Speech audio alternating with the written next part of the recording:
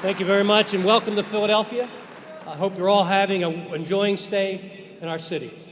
I want to start out by recognizing one of the greatest Philadelphians who ever lived, but sadly, very few people knew his name or anything about him. I'm here to tell you his name, Octavius Valentine Catto. Catto is a true American hero, like so many other unheralded, nameless black American heroes. A major in the Union Army during the Civil War, an intellectual, an educator, athlete, civil rights activist who desegregated trolley cars in Philadelphia in the mid-1860s. Catto was a legendary American whose very young life and tremendous accomplishments were cut short. On October 10, 1871, this young 32-year-old Philadelphian was gunned down on South Street, a few blocks from here, while urging other black men to vote in the first federal election after the enactment of the 15th Amendment, guaranteeing them the right to vote. Finally, his city recognized Catto with a memorial monument on the southwest apron of City Hall in September of 2017, nearly 150 years after his murder. The lives and accomplishments of so many great black Americans like O.V. Catto should be part of the daily curriculum taught in our schools, not just during the shortest month of the year.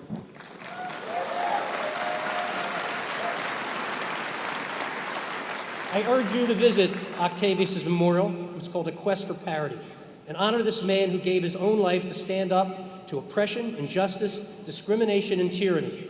Catto is a man for all ages, and his short life has important lessons for today as we resist the evil and hate emanating from you-know-who in Washington and his supporters throughout the nation, because I can't say his name. Philadelphia is a tough city. We're a city with an attitude. You got a problem with that?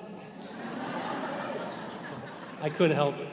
Our city's founder was an immigrant who fled religious persecution and offered Philadelphia and the Commonwealth of Pennsylvania as a refuge to those fleeing oppression and persecution.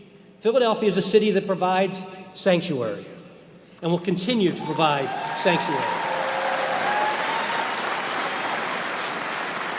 Providing sanctuary to those seeking refuge in spite of what you-know-who has to say. I will continue to oppose this administration and his evil attacks on our families, those documented or not. We will defy his roundup of human beings and his treatment of our children and their families as cattle. And we will continue our refusal to cooperate with ICE.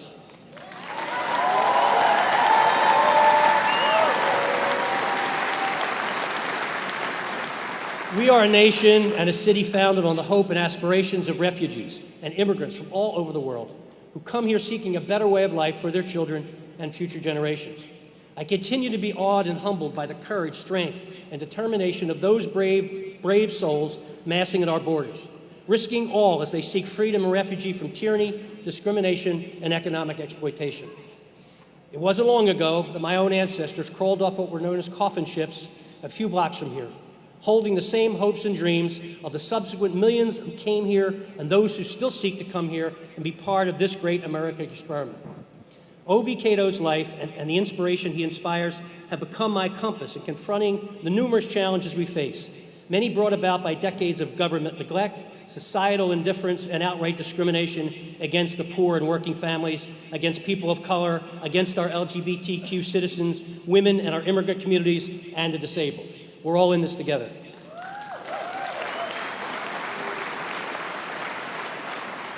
Every day is a challenge on so many fronts.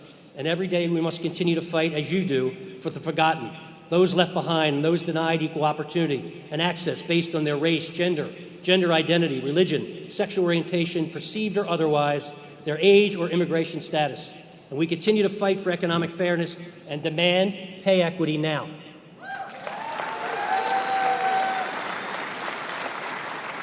All of you stand up in communities all across our country to protect and advance the core ideals of what truly makes America great. I applaud each and every one of you, and I urge you all to continue to resist, continue to oppose and defy the tyranny of that guy in Washington and his concerted attempt to destroy the very fabric and soul of our nation. He's intent on destroying it.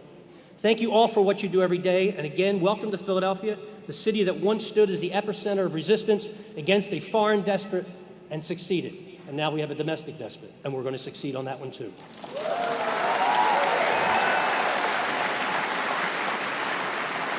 We will succeed again if we all remain vigilant in standing up to this demagogue and tyrant, and we all need to stick together and don't let them divide us, don't let them second guess us, stick together, lock arms, walk forward into history and not backwards like we're going today. God bless you all.